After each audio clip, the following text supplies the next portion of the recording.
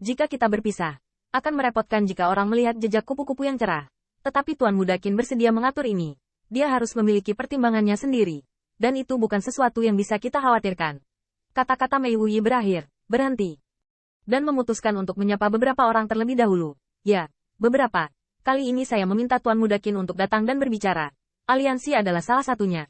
Ada hal lain, mari kita bicarakan dia. Sebelum semuanya membuahkan hasil, saya khawatir beberapa orang perlu menghindarinya. Beberapa orang terkejut. Perlu Anda ketahui bahwa status mereka di 10.000 Huagu tidak seburuk mereka. Mereka dianggap sebagai ahli generasi muda dan juga pilihan surga yang menjadi fokus 10.000 Huagu. Ada apa dan haruskah itu dihindari? Intinya adalah, mereka tidak bisa memikirkan hal lain tentang Qin Yichen yang perlu mereka hindari. Di hadapan keraguan beberapa orang, Mei Wurui tidak menjelaskan terlalu banyak, tetapi hanya meyakinkan. Beberapa orang, bagi saya 10.000 Huagu, jelas merupakan hal yang baik, atau hal yang baik. Seorang pria dengan tangan melingkari dadanya dan tertawa. Oh. Kemudian saya menunggu dan melihat sedikit. Tidak ada saudara yang sombong. Mungkinkah saya ingin merebut benda bagi mereka? Mei Wu tersenyum angkuh. Mengetahui bahwa pihak lain adalah lelucon. Dan tidak mengatakan lebih banyak. Dan pada saat ini, setan berduri juga membawa Qin Yichen 3 orang ke aula besar. Tuan Wuren, Tuan Muda Qin dan Tuan Muda Ziyun ada di sini. Adapun Lu Xiaolu. Karena saya tidak tahu detailnya, setan berduri itu menghilangkannya secara langsung. Tetapi yang membuatnya heran adalah bahwa gadis muda ini yang terlihat sangat tak tertandingi. Dari pertemuan pertama. Melihat 10.000 tampilan Huagu mereka, serakah. Sekarang saya datang ke stasiun 10.000 Huagu. Gadis itu melihat sekeliling 4 kali. Sepasang tatapan di Singmu muncul. Dan bahkan menelan ludah dengan tenang. Membuat monster berduri itu tidak nyaman untuk sementara waktu. Diam-diam berpikir ada apa.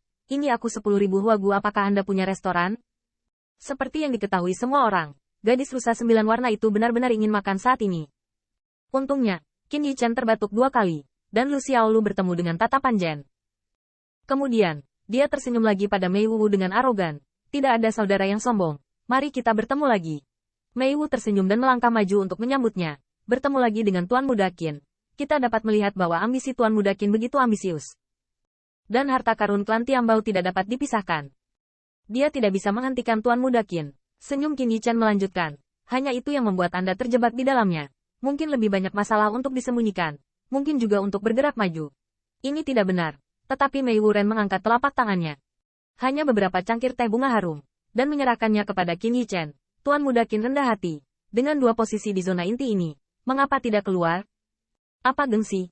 Setelah beberapa kali menggigil, Mei Wu Chao menyeruput teh dengan elegan. Seolah mengobrol dengan santai. Saya tidak tahu apakah Tuan Muda Qin mendengarnya.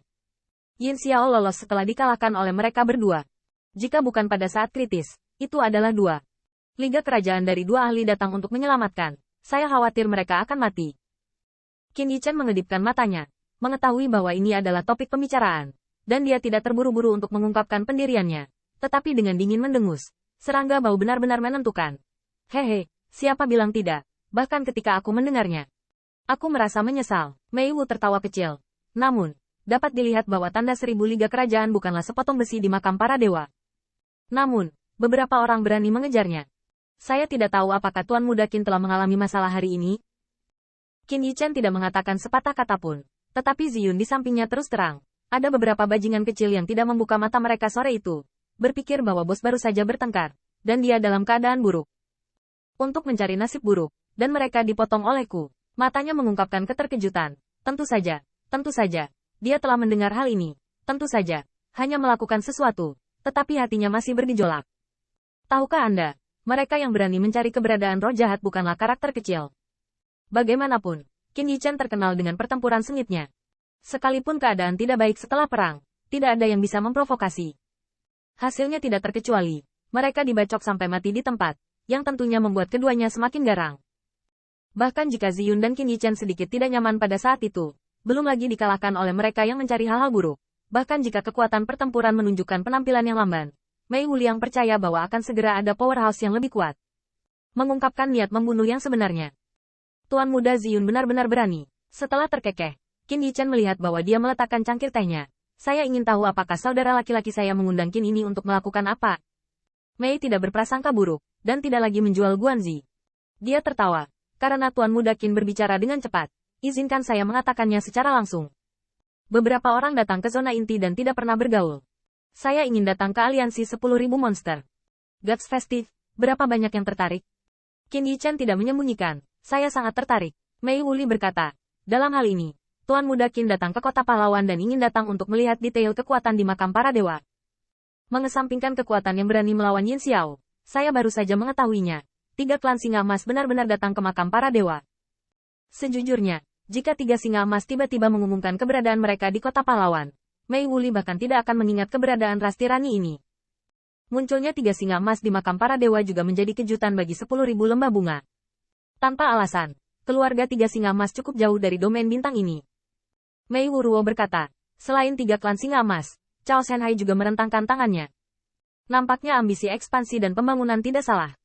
Di masa lalu, Lin Sangge mungkin tidak terlibat, tetapi pada bobot peninggalan dewa aliansi 10.000 monster, mereka takut para pengusaha akan meletakkan sempoa mereka dan mengambil pedang. Lin Sangge akan campur tangan. Meskipun dia tidak membuat pernyataan publik, tetapi tidak sulit bagi siapapun yang tidak dapat menebak. Lagi pula, God Faucige dari aliansi 10.000 monster adalah sepotong kue yang terlalu menggoda.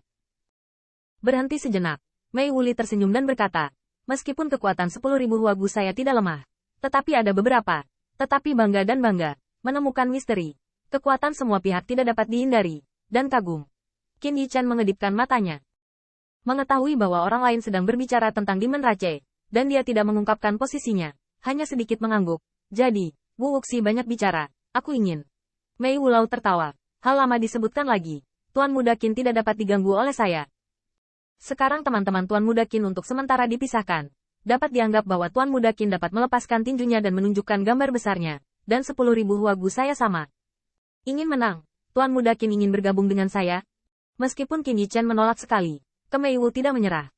Salah satunya adalah kupu-kupu yang cerah tidak ada sekarang, dan tidak perlu diganggu untuk merawatnya.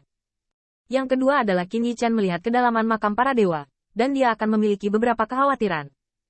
Dan Qin Yichen mendengar ini, menggosok dagunya dan mengerang, dan membuat 2 asosiasi. Terlihat bahwa Mei Wu benar-benar tulus, setidaknya dari sikap orang lain, bahkan tidak memanfaatkannya.